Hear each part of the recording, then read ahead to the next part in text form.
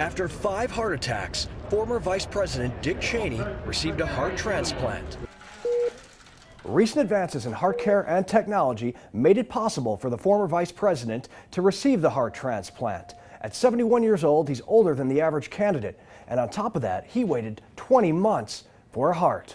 Dr. Alan Anderson, who is the director of the University of Chicago Heart Transplant Services, well, he first heard of Cheney's transplant in a breaking news alert from his Associated Press mobile application. He was surprised. Well, it's rare for a man with that history to still be alive. I mean, the fact that he survived that medical history is a testament sort of to what we're able to do in the field of advanced heart failure and cardiology now. Daryl Williams is living proof of those medical advances. The 56-year-old is glad to be alive. He's at University of Chicago for a transplant checkup. It's his 1-year anniversary. And Daryl knows exactly what Dick Cheney will be going through. One of the things I think he will see is that he will have a lot more energy, as far as how it would feel, during the day.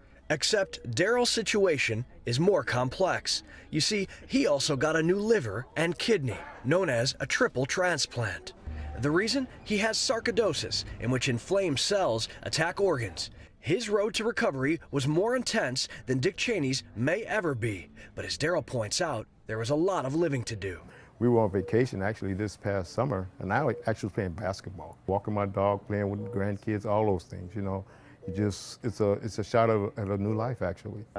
In Dick Cheney's case, the decision for transplant was unique. He was essentially surviving on a left ventricle assist device.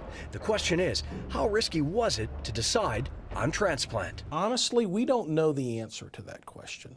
I think that is a question that we will be answering in the next 5 to 10 years. Only time will tell for Dick Cheney, and with his new heart, perhaps a new character trait is upon him.